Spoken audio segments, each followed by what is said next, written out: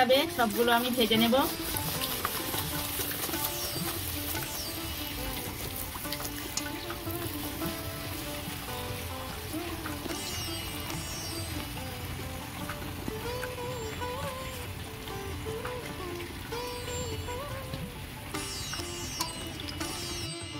নমস্কার বন্ধুরা, শকুন্তলার ভিলেজ ফুডে আপনাদের সবাইকে স্বাগত জানিয়ে আজ আমি আপনাদের সাথে শেয়ার করব তালের লুচি। এই বর্ষাকালে গাছে পাকা তাল দিয়ে লুচি বানিয়ে আজ আমি আপনাদের দেখাবো। প্রথম থেকে শেষ পর্যন্ত ভিডিওটা দেখার জন্য আপনাদের অনুরোধ রইল।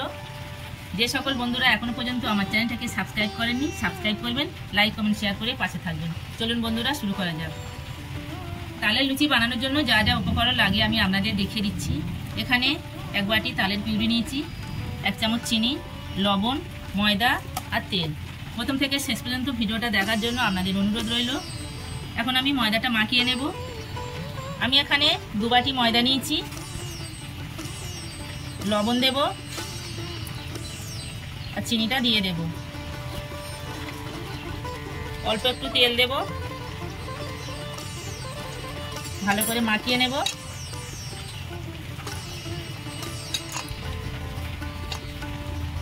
শুকনো উপকরণগুলো ভালো করে আমি মাখিয়ে নিয়েছি। এবার তালের পিউরিটা দিয়ে দেব।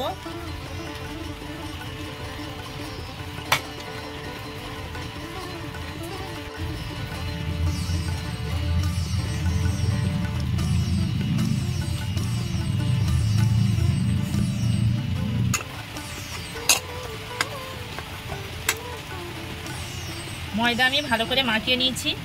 10 মিনিট ঢাকা দিয়ে রেখে দেব। 10 মিনিট ঢাকা দিয়ে রেখেছিলাম, ঢাকা খুলে নেব। আর একটু আমি ভালো করে মাখিয়ে নেব।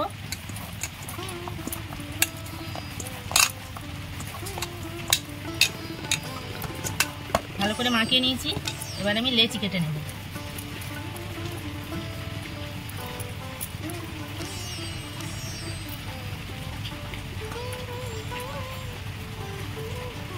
এইভাবে আমি সব লেচিগুলো কেটে নেব।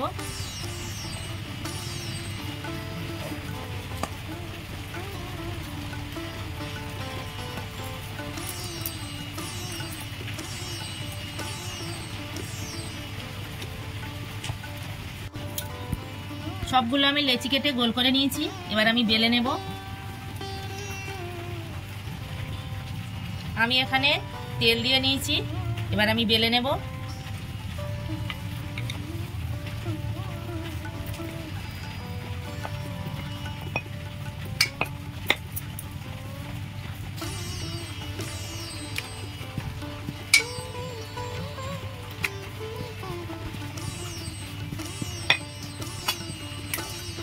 একটা লুচি বানানো হয়ে গেল।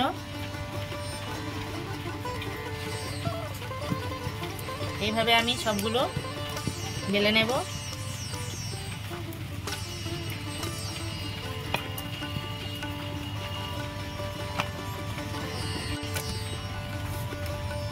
আমি এখানে লুচিগুলো বেলে নিয়েছি। আমি গ্যাসের চুলাতে একটা কড়া বসিয়ে দিয়েছি। কড়া গরম হয়ে গেছে, তেল দেব। তেল গরম হয়ে গেছে, এবার আমি লুচিগুলো ভেজে নেব।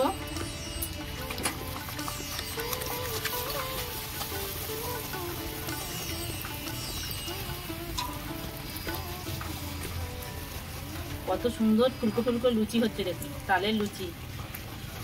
দুটো লুচি খেলে মন ভরে যাবে একদম। বর্ষাকালে এইভাবে তালের লুচি বানিয়ে আপনারা সবাই মিলে খান। তালের লুচি খেতে দুর্দান্ত হয়। লুচিটা ভাজা হয়ে গেছে, তুলে নেব। এইভাবে সবগুলো আমি ভেজে নেব।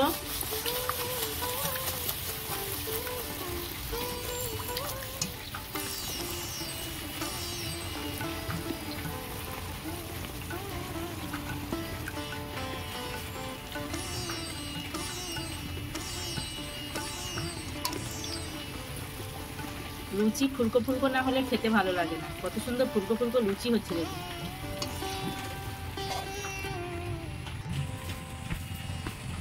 দেখুন বন্ধুরা, তালের লুচি একদম রেডি। কত সুন্দর হয়েছে দেখুন, কত ফুলকো ফুলকো হয়েছে দেখুন। আপনারা একবার হলেও এই বর্ষার সিজনে পাকা তালের লুচি বানিয়ে খান।